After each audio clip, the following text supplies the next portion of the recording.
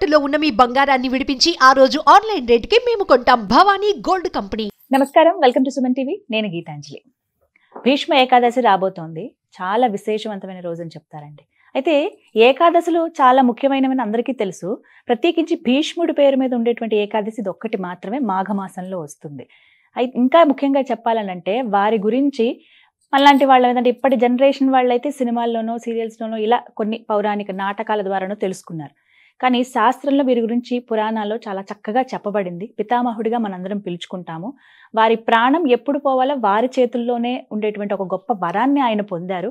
అంపశయ్య మీద పడుకుని ఉన్నారు. ఒక రాజు ఆయన ఎక్కడైనా ఉండొచ్చు. అసలు ఎందుకు వారు ఆ విధంగా ప్రాణాలు వదలవలసి వచ్చింది, అందులోనూ విష్ణు సహస్రనామం వారి నుంచే రావడానికి కారణం కావచ్చు. ఇలా చాలా గుప్తంగా కొన్ని రహస్యాలు ఉన్నాయి. వీటి గురించి తెలుసుకుందాం. వివరించేందుకు ప్రస్తుతం మనతో పాటు ఉన్నారు ప్రముఖ జ్యోతిష్యులు బ్రహ్మశ్రీ నందిభట్ల శ్రీహరి శర్మ గురువు గారు. వారితో మాట్లాడి మరిన్ని విషయాలు తెలుసుకుందాం. గురుగారు నమస్కారం అండి. వాగర్థావివ సంపృక్తౌ వాగర్థ ప్రతిపత్తయే జగతః పితరౌ వందే పార్వతీ పరమేశ్వరౌ. సదాశివ సమారంభాం శంకరాచార్య మధ్యమాం అస్మదాచార్య పర్యంతం వందే గురు పరంపరాం. ఆదిత్యాయ చ సోమాయ మంగళాయ బుధాయ చ గురు శుక్ర శనిభ్యశ్చ రాహవే కేతవే నమః. శృంగేరి జగద్గురు పీఠాధిపతులకి, కంచి పీఠాధిపతులకి నమస్కారములు తెలియచేసుకుంటూ కార్యక్రమాన్ని ప్రారంభిద్దాం. భీష్మ ఏకాదశి గురువు గారు, అంటే భీష్మ పితామహుడి పేరు మీద ఉంది. అంటే వారి గురించి తెలుసుకోవాలని ఉంది. ఎప్పుడు మనం ఏదైనా పూజా కార్యక్రమాల్లో ఏదైనా పండగ సందర్భంగానే మాట్లాడతాము. ఈసారి కొంచెం ప్రత్యేకం ఈ ఎపిసోడ్. అయితే భీష్ముల వారి గురించి ముందుగా తెలియచేయండి, వారి విశిష్టత. భీష్ముల వారికి అసలు నామధేయం భీష్ముడు కాదు, దేవవ్రతుడు, గాంగేయుడు. గంగకి పుట్టినవాడు కాబట్టి గాంగేయుడు. కానీ గంగ ముద్దుగా పెట్టుకుంది దేవవ్రతుడు. కాబట్టి అష్టవసువులని ఉన్నాయమ్మ. ఆ అష్టవసువులు ఇంద్రసభలో ఒక చేసినటువంటి తప్పు కారణం చేత వారందరూ కూడా స్త్రీ గర్భంలో మానవ లోకంలో జన్మించని శాపం పొందుతారు. ఈ అష్టవసువుల్లో చాలా మంది బాధపడతారు. మేము దేవలోకానికి చెందిన వాళ్ళము, మానవులుగా పుట్టి ఆ బాధలు అనుభవించి ఆ నరకాన్ని మేము గ్రహించలేము. కాబట్టి మా యొక్క శాపాన్ని తొందరగా తొలగించే వ్యక్తి ఎవరా అని చెప్పి ఎదురు చూస్తుంటారు. గంగ కనబడుతుంది. గంగకి వాళ్ళ గోడు విన్నవించుకుంటారు అష్టవసువులు.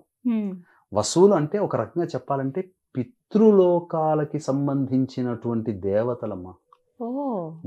వసులోకము, వసురూపము, రుద్ర రూపము, ఆదిత్య రూపముగా మనం కొలుచుకుంటూ ఉంటుంటాం. అష్టవసువులు అంటే పితృలోకానికి సంబంధించిన దేవతలు కదా. కాబట్టి అప్పుడు గంగ ఆ అష్టవసుల యొక్క దీనగాథ విని, సరే నేను మీకు పుట్టగానే నా గర్భంలో జన్మించండి, పుట్టగానే నేను మీకు మోక్షాన్ని ప్రసాదిస్తాను అని. కానీ ఈ అష్టవసువులో 8వ వాడైనటువంటి దేవవ్రతుడిగా ఉన్నటువంటి వ్యక్తి మాత్రం మీ గర్భంలో జన్మించాలి, తద్వారా నేను ఆయన మాత్రం కోరుకోడు. ఆ విధంగా గంగ వరం ఇచ్చేస్తుంది. తర్వాత శంతన మహారాజు భూలోకంలో విహరిస్తుండగా గంగను చూసి మోహించడం, ఆ గంగని వివాహమాడాలని చెప్పడం, నేను ఏ పని చేసినా నాకు అడ్డు చెప్పకూడదని చెప్పి ప్రతిజ్ఞ తీసుకొని వివాహం చేసుకోవడం, వాళ్ళకి కలిగిన సంతానం ఒక్క కలగానే రాజుకి ఎలా ఉంటుంది, సంతానం మగపిల్లవాడు పుట్టాడు అనగానే ఆనందంగా ఉంటుంది. లేవడం పుట్టిన పసిపాపనే లేస్తూనే గంగా నదిలో కలిపింది. అలా 1, 2, 3, 4, 5, 6, 7 మందిని కూడా అలాగే కని అలాగే వదిలిపెట్టింది గంగలో. అంటే అష్టవసుల్లో 7గురికి మోక్షాన్ని ప్రసాదింపజేసింది. వాళ్ళు కోరుకున్నారు కాబట్టి ఇక శంతన మహారాజుకి ఓపిక నశించిపోయింది. ఇక కాదు కూడదు, ఎట్టి పరిస్థితుల్లో ఈమెను ఆపాల్సిందే అని చెప్పి 8వ సంతానం పుట్టగానే ఆపేసేస్తుంది. చేయగానే నా ప్రతిజ్ఞని నీవు నెరవేర్చలేదు కాబట్టి నేను వెళ్ళిపోతున్నాను, కాబట్టి ఈ కొడుకు నువ్వే ఉంచుకో, కాకపోతే ఒక విన్నపము, ఈ కొడుకుని నేను పెంచి పెద్ద చేస్తాను, నీకు యుక్త వయసు రాగానే నీకే అప్పగిస్తానని చెప్పి గంగ తీసుకుని వెళుతుంది. పరశురాముడి దగ్గర యుద్ధ విద్యలన్నీ నేర్పుతుంది. ఆ విధంగా గాంగేయుడు అయ్యాడు భీష్ముడు. మరి దేవవ్రతుడు భీష్ముడిగా ఎలా మారాడు అని అంటే, చాలా మంది సినిమాల ద్వారాలను, టీవీ సీరియల్ ద్వారాలను, లేకపోతే ఇంకేదో గాథల వల్ల మళ్ళీ శంతన మహారాజు దాశరథి కుమార్తె సత్యవతిని వివాహం ఆడాలని నిశ్చయించుకోవడం, ఆ దాశరథి ఏమంటాడు ఆ దాశరాజు, నీ కొడుకున్నాడు కదా, మళ్ళీ నా బిడ్డకు పుట్టేటువంటి సంతానం రాజ్యాధికారం రాదు కాబట్టి నీ అవును. కొడుకుకి రాజ్యాధికారం లేకుండా చేసేటట్టయితే నేను నా బిడ్డని ఇస్తానంటే అదే విషయం శంతన మహారాజు భీష్ముడికి చెప్పడం, భీష్ముడు తండ్రి మాట కాదని లేక నేను ఆ జన్మాంతం కూడా నేను బ్రహ్మచారిగా ఉంటాను, నాకు ఈ రాజ్యం మీద ఆసక్తి లేదు, భార్యను వివాహమాడను, సంతానం కనను, ఆ జన్మాంతం బ్రహ్మచారిగా ఉంటాను అని చెప్పి ప్రతిజ్ఞ చేస్తాడు.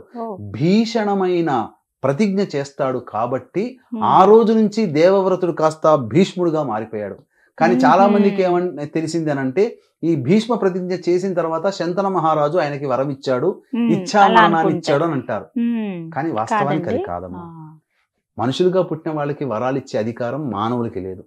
దేవతలకి, మునులకి, ఋషులకి మాత్రమే వరాలు ఇచ్చే అధికారం ఉంది తప్ప మానవులుగా పుట్టిన అతను మానవుడు శంతన మహారాజు మనలాగే, కాకపోతే మహారాజు కాక ఆ విధంగా భీష్మైన ప్రతిజ్ఞ చేసిన తర్వాత దానికి కట్టుబడి ఉంటాడు. సత్యవతి ద్వారా చిత్రాంగదుడు, విచిత్ర వీర్యుడు సంతానాన్ని కంటాడు. కన్న తర్వాత వీళ్ళిద్దరికీ కూడాను పెళ్లిళ్ళు చేస్తాడు. ఇది ఇంతవరకు బాగుంది. శంతన మహారాజు ఈ పెళ్లిళ్ళు ఎందుకు చేశాడు, ఈ పెళ్లిళ్ళు సంబంధించినటువంటి విధానం అంతా ఆయనకి కలిగినటువంటిది మళ్ళీ మనము ఇంకొక ప్రశ్నలో తెలుసుకుందాం. కాబట్టి వీక్షించేటువంటి ప్రేక్షకులు ఆశాంతం వీక్షించండి, అత్యంత ఆసక్తికరంగా ఉంటుంది. ఎందుకంటే అంపశయ్య మీద ఎందుకు ఉండాల్సి వచ్చింది, యుద్ధం అయిపోయిన తర్వాత రాజమందిరంలో హాయిగా హంసతూలిక తల్పం మీద పడుకోవచ్చు, ఏకాదశి రోజున దగ్గరికి వచ్చేసి ప్రాణం వదలొచ్చుగా. కానీ అంపశయ్య మీదనే ఎందుకున్నాడు, ఎండకి ఎండి వానకి తడిచి చలికి ముడికిపోతూ ఎందుకు ఉండాల్సి వచ్చింది, బాణాలు గుచ్చుకుంటే ఆ బాధని ఎందుకు అనుభవించాడు భీష్ముడు అనేది ఆ విషయం తెలియాలంటే కార్యక్రమం ఆశాంతం వీక్షించండి. ఇక శంతన మహారాజు చనిపోతాడు. శంతన మహారాజు చనిపోగానే గంగా నదీ తీరంలో పిండ ప్రదాన కార్యక్రమాలు చేస్తుంటాడు. అకస్మాత్తుగా ఒక చెయ్యి పైకి వస్తుంది. ఆ చెయ్యి నా తండ్రిదే అని చెప్పి భీష్ముడికి తెలుసు. కానీ పిండ ప్రదానాలు చేసేటప్పుడు కూడా అసలు రాజు కదమ్మా, బంగారు పళ్ళెంలో బంగారు ముద్దలతో పిండ ప్రదానాలు చేయొచ్చు కదా. కానీ పితృదేవతల ఆరాధన చేసేటప్పుడు ఎంత గొప్ప ధనవంతుడైనా, అంబానీ అయినా, రాజైనా సాధారణంగానే ఒంటి మీద ఎటువంటి వస్త్రము లేకుండా నడుముకి చెల్లా కట్టుకుని పిండ ప్రదాన కార్యక్రమాలు దర్భల మీద చేయాలి. అదే విధానాన్ని భీష్ముడు కూడా ఆచరించి చూపించాడు. అప్పుడు శంతన మహారాజు ప్రత్యక్షమై, నాయనా భీష్మ, నా చెయ్యి పట్టగానే నా చెయ్యిని చూసి నాదే అని గమనించిన నువ్వు నా చేతిలో ఎక్కడ పిండం పెడతావేమో అనే భయంతో నేను ఉన్నాను.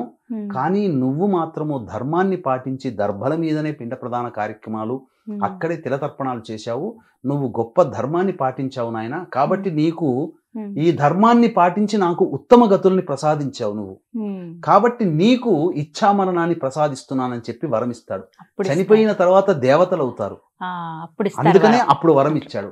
ఆ విధంగా ఆయన ఇచ్ఛామరణాన్ని పొంది యుద్ధం అయిపోయిన తర్వాత కూడా అంపశయ్య మీద ఉండి ఏకాదశి తిథి వచ్చేంత వరకు ఉండి అప్పుడు ప్రాణాలు వదిలాడు. అప్పుడు వరకు కూడా ఎందుకు ఆగాల్సి వచ్చిందండి? ఇప్పుడు సుమారుగా కురుక్షేత్ర యుద్ధం అయిపోయి 2 మాసాలు గడిచిపోయిందా? 2 మాసాలు. కార్తీక మాసం అమావాస్యతో అయిపోయింది. మార్గశిర మాసమా, పుష్యమాసమా, మాఘ మాసంలో 11వ రోజు, 71 రోజులు. అన్ని రోజులు ఎందుకు ఆగారు? అది కూడా ఏకాదశిని ఎందుకు ఎంచుకున్నారు ఆయన? ఏకాదశి అనేటువంటిది ఆయనకి ముందు నుంచి తెలిసిందే, విష్ణువుకు సంబంధించినటువంటి ప్రీతికరం అని చెప్పి. కాబట్టి ఏకాదశి వ్రతాన్ని ఎన్నో వేల లక్షల సంవత్సరాల నుంచి అందరూ ఆచరిస్తున్నారు. ఆయన కూడా ఆచరించాడు. అసలు భీష్ముడు ధర్మస్వరూపుడమ్మా. ఆయనకి తెలియని ధర్మం అంటూ లేదు. రాజర్షి లాంటి వాడు. అలాగే భీష్ముడు గొప్ప జ్ఞానవంతుడు, అన్నిటికంటే మించి యోగాభ్యాసంలో ఆరితేరినవాడు. అందుకనే ఆయన ఇచ్ఛా మరణం, ఇలా ఇప్పుడు నాకు మరణం అంటే అప్పుడు మరణం వచ్చేసింది ఆయనకి. కాబట్టి ఈ భీష్ముడు అంపశయ్య మీద ఎందుకున్నాడనే కదా మీ ఆలోచన. వీక్షించేటువంటి ప్రేక్షకులు కూడా ఫోటోలో చూస్తారు, సినిమాలో చూస్తారు, సీరియల్లో చూస్తారు, కానీ ఎందుకున్నాడు అనేటువంటిది తెలియదు. ఆ బాధని ఎందుకు అనుభవించాడు అంటే ఆయన జీవితంలో చేసినటువంటివి 2 పెద్ద తప్పులు. ఆ తప్పులని సరిపుచ్చుకోవడం కోసం ఆ తప్పులని తనకి తానుగా శిక్ష వేసుకొని ఆ కర్మదోషాన్ని ఆ జన్మలోనే అనుభవించాడు. ఇప్పుడు రమణ మహర్షి వారికి ప్రతిరోజు ధ్యానం చేసుకుంటే చీమలు కుట్టేటివి. అలా కుట్టగా అతనికి ఆ రమణ మహర్షుల వారికి పుండు వ్రణమై రాచపుండుగా మారింది.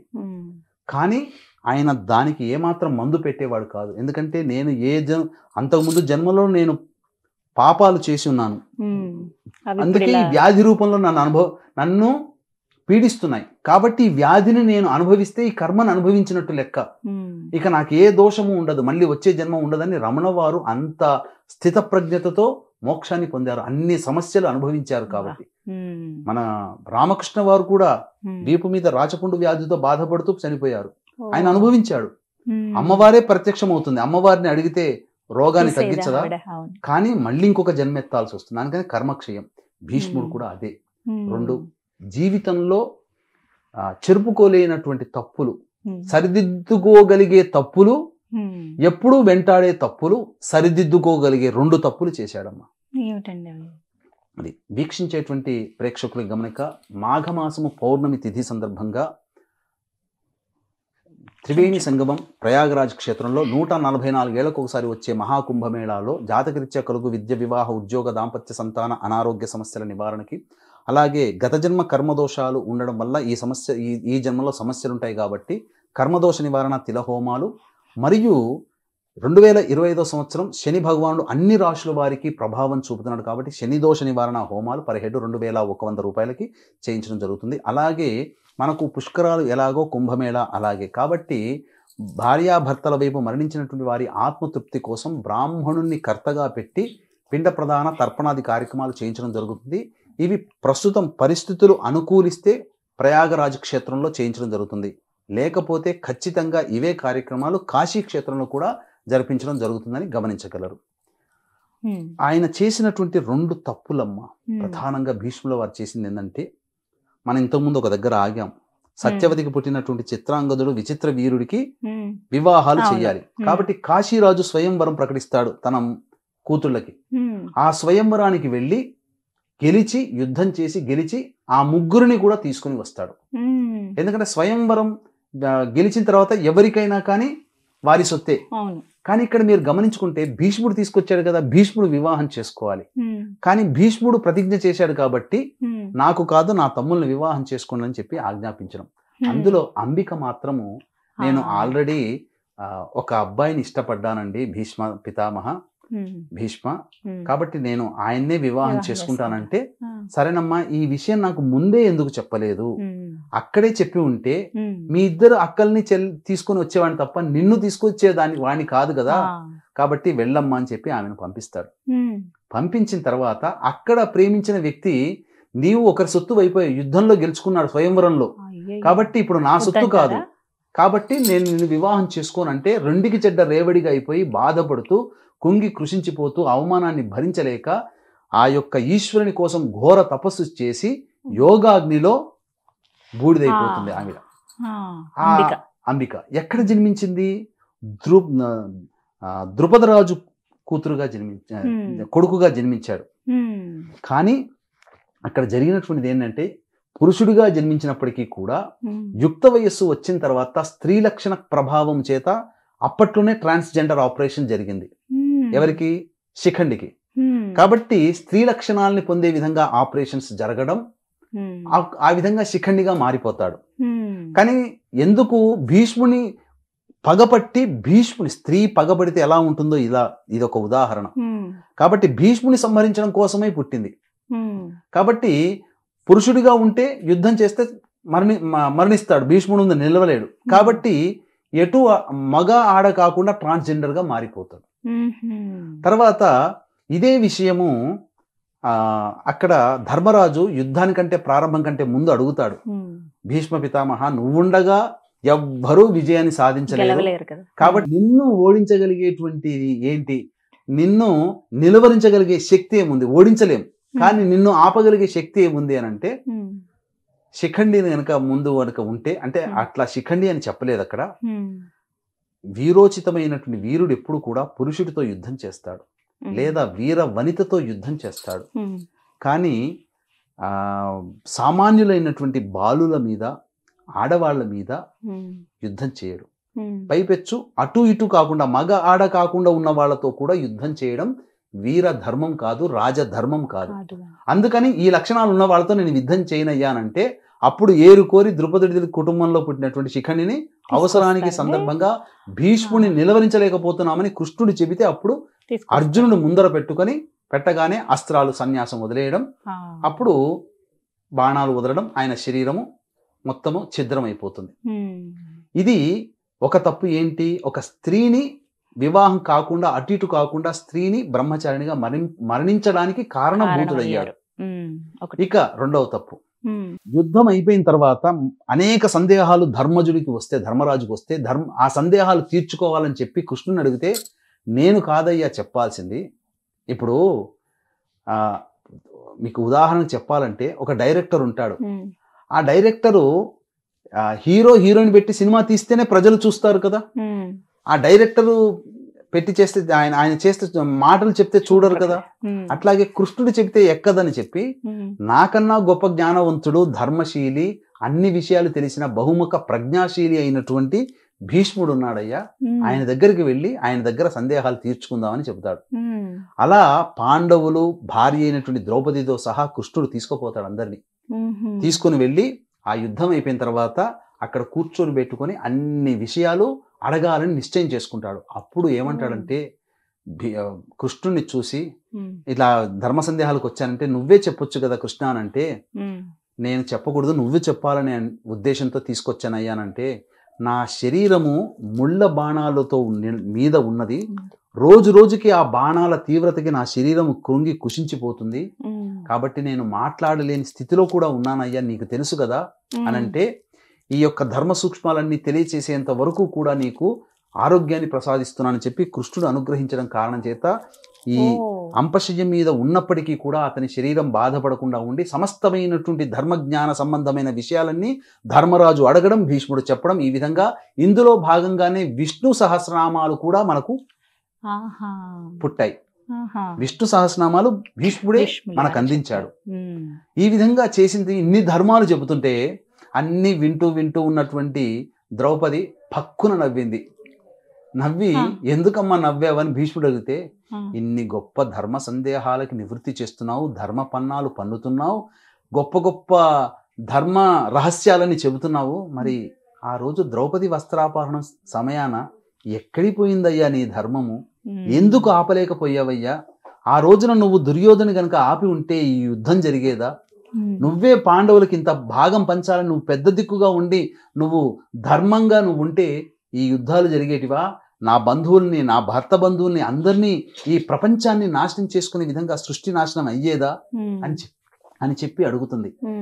అంతటా అప్పుడు భీష్ముడు ఏమనంటే, నేను రాజధర్మాన్ని పాటించాను, ఆ సమయంలో దుర్యోధనుని ఉప్పు తింటున్నాను కాబట్టే ఆ దుర్యోధనికి అనుకూలంగా నువ్వు నా దగ్గరికి వచ్చి ధర్మం చెప్పలేవా భీష్మ పితామహ అంటే కూడా తలకాయ ఉంచుకున్నానమ్మా. కానీ నేను ఘోరమైన తప్పు చేశాను. ఏంటంటే అక్కడ మానవతా ధర్మాన్ని నేను రక్షించలేదు. మానవతా ధర్మమే చాలా గొప్పది కాబట్టి రాజధర్మాన్ని నేను ఆమోదించాను, కానీ మానవతా ధర్మాన్ని ఆమోదించకుండా ఉండడం వల్ల నిండు సభలో నువ్వు అవమానాలు పాలయ్యవమ్మా. నీకు కలిగిన అవమానాన్ని నేను అనుక్షణం చింతిస్తూ ఉన్నాను. నేను చేసిన పాపానికి నాకు నేనే ఈ విధంగా అంపశయ్యం మీద ఉండి ఆ బాధని అనుభవిస్తూ ఈ జన్మలోనే నేను శిక్షణ అనుభవిస్తున్నానమ్మా అంటే, అప్పుడు పాదాలకి నమస్కారం చేస్తుంది ద్రౌపది. నేను తెలియక ఈ విధంగా అనుకున్నాను, మీ గురించి తప్పుగా అనుకున్నాను, క్షమించమండి అని అంటుండే. అప్పుడు కృష్ణుడు లేచి, అసలు మానవతా ధర్మం చాలా గొప్పది, భర్తలైనటువంటి మీరు కూడా ఆ ధర్మాన్ని మీరు చెప్పలేకుండా మిన్నకుండిపోయారు. అసలు మిమ్మల్ని ఆ రోజే నేను సంహరించాలి, భీష్ముని కూడా నేను సంహరించాలి, కానీ భవిష్యత్తు ఇలా జరిగి ఉండాలనేటువంటిది ఉంది. ఆ యొక్క ద్రౌపదికి నేను సంహరిస్తే భర్తలు అయోగ్యులయ్యారు అనేటువంటి నింద జీవితాంతం ద్రౌపది మోయాల్సి వస్తుంది. కాబట్టి భర్తలు గొప్పవాళ్ళని చెప్పడం కోసమే ఈ విధంగా ఇప్పటి వరకు ఉపేక్షించాను అని చెప్పి కృష్ణుడు చెబుతాడు. లేకపోతే ఆ రోజే కృష్ణుడు చంపేసేవాడు పాండవులు. ఎందుకంటే సాటి స్త్రీని, భార్య అయినా కానీ ఎవరైనా కానీ అవమానాలు పాలవుతున్నప్పుడు రక్షించాలి, అది మానవతా ధర్మం. రాజు ధర్మం పక్కన పెట్టాలి, కానీ భీష్ముడు రాజు ధర్మాన్ని పట్టుకొని మానవ ధర్మాన్ని వదిలిపెట్టాడు. కాబట్టి ఆ విధంగా భీష్మ పితామహుల వారు గొప్ప యోగ జ్ఞానాన్ని పొందినటువంటి వాడు కాబట్టి ఏకాదశి రోజు వరకు వేచి చూసి ఉండి, ఏకాదశి రాగానే అమృత ఘడియల్లో పాదాల నుంచి కూడా ఉన్నటువంటి పంచ ప్రాణాలన్నీ కూడాను కపాలానికి దాకా తీసుకుని వచ్చి, అప్పుడు కపాల భేదనం జరిగి ఆ పంచ ప్రాణాలు అంతరిక్షంలో అనంత వాయులీనంలో కలిసిపోయాయి. ఒక దివ్య తేజస్సు ఆయన శరీరం నుంచి ఈ కపాలం నుంచి బయటికి వెళ్ళిపోయి అష్టవసువుల్లో కలిసిపోయారు. అష్టవసువులు అంటే పితృలోకాలు కాబట్టి పితృలోకానికి సంబంధించిన దేవతయ్యి మానవుడిగా జన్మించాడు కాబట్టి ఆయన మరణించిన తరువాత మానవ ధర్మ ప్రకారము అందరూ కూడా ఆయన పేరున ఈ భీష్మ ఏకాదశి రోజున తర్పణాలు వదలాలి. ఇది నియమం అమ్మ. కాబట్టి అంతటి మహత్తరమైనటువంటి గొప్ప వ్యక్తి భీష్మ పితామహుడు. కాబట్టి ఆయన గురించి తలుచుకోవడం విష్ణు పూజతో చేసినటువంటి ఫలితం అమ్మ. కనీసం భీష్మ అష్టమి నుంచి వినాలి వారి గురించి తెలుసు. భీష్మ ద్వాదశి వరకు కూడాను జరుగుతుంది. చాలా చక్కగా వివరించారు గురుగారు. నిజానికి చెప్పాలంటే మేము మా జనరేషన్ ఇట్లా ఉన్నప్పుడు సినిమాల ద్వారానే తెలుసండి. ఏమైనా సీరియల్స్ ఇలా పౌరాణికానికి సంబంధించి వచ్చినప్పుడు మీరు చెప్పిన దాంట్లో కూడా కొంత తెలుసు అంతే. కొంచెం అపోహలతో అలా ఇది నిజమా అబద్ధం అన్నట్టు ఒక్కొక్క దాంట్లో ఒక్కొక్కలా చూపిస్తారు కాబట్టి. కానీ అసలైన వాస్తవం ఇది భీష్ముల వారి గురించి చాలా చక్కగా వివరించారండి. మీరు ఎప్పుడూ ఏదో ఒకటి పరిశీలిస్తూ చెబుతూ ఉంటారు మంచికి. చాలా సంతోషం. ధన్యవాదాలండి. సర్వం శ్రీ ఉమామహేశ్వర పరబ్రహ్మార్పణమస్తు.